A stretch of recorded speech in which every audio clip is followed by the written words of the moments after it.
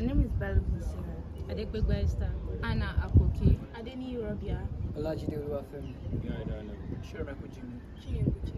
Adejuma Deniola. We are Group 11 Actuarial Science. The topic is developing a business message, the writing process. Hello, I'm going to be doing the introductory aspect of our presentation. The business message is an information being conveyed between the business and customers. It is a messaging service put in place in order to enable users to engage with the business from various entry points. A business message development are initiatives, activities, and steps put in place in order to make business message more efficient and effective. This could be done in the writing process of a business. I'm here to talk about reasons why effective writing skills are needed in business communication. First off, it helps promote yourself and your career.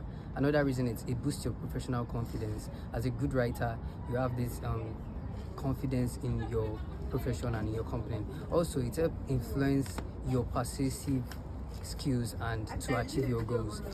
When you write well, you are able to persuade people and your company into achieving the goals well in your company. Also, it helps to keep records well.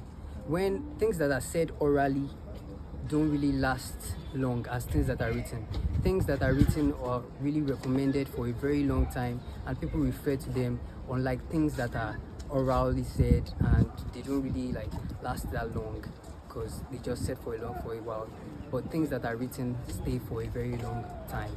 So those are the reasons why effective writing skills are needed in business communication. I'm going to talk about the process of creating business message. We have 5 planning steps of creating an effective business message. 1. Identify your purpose. You have to know your purpose of writing. It could either be to negotiate something or to inform the audience about something. 2. Analyze your audience. You have to know whom you are writing to in order to convey your message properly. 3. Choose your ideas. You have to select an important ideas in which you can use in convincing the receiver of the message. 3. Collect your data. You have to collect enough data in order to influence the receiver of the message. 4. Organize your message. You have to organize your message in the manner in which the receiver of the message will understand it. And there are 3 methods in which you can start to organize the message, which are the introduction, the body, and the conclusion. So I'm going to be talking about how to create a compelling message. The first point is to know your audience, people you are selling your product to, people you are writing your advertisement to. The second point is to pinpoint their needs. After knowing your audience, you need to pinpoint their needs, what they need and what they need to hear. The third point is to demonstrate detailed knowledge about your business. You have to know what business entails.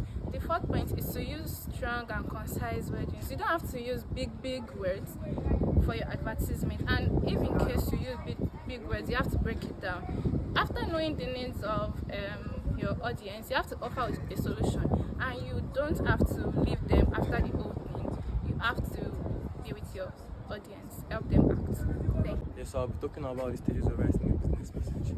Firstly, you need to know that there's some basic components you need to consider while writing a business message, as is the context, the purpose, and the audience. So firstly, the first stage of writing a business message is to determine the purpose of the message. The general purpose of a business message is to inform, persuade, and coerce the audience. You need to ask the question of what, why, who, when, and where. The second one is to analyze your audience. You need to make sure your message suits the need, the interest, and the knowledge of the audience. You need to have a proper background knowledge of the message you're passing to the audience. And the third one is to choose an appropriate medium or channel. You need to make sure the message, the receiver, the channel, and the feedback is going on a smooth and free flow. And the third one is to make sure your business message is smooth, precise, clear, and simple. Thank you very much. I'm here to talk about the goals of writing. We have 1, to inform, to make our idea known to the people. 2, to explain, to give more ideas about what we are informing them, and it is also known as expository writing. 3 is to entertain. It is a combination of explaining, informing, and arguing. We have 4, that's to argue. It is a type of persuasive that deals with fair and accurate of accurate things of what we are explaining to them. And we have the persuasive. It is the use of logic or emotions about what we are informing them. And we have to evaluate. I mean, it is another type of persuasive that is used to evaluate what we are doing, to use to elaborate what we are to inform them. And the last one is to express. It is the thought and the feeling of the author about what he or she is explaining, or he or she is informing the audience. Thank you. Yes, I was talking about step of writing process. So one is pre-writing. Writing is coming up with ideas, topics you want to write on. And the second one is planning. You have to plan, like asking, carrying out information, details or ideas of what you need to make up your content. The third one is drafting. That is the beginning of your paper.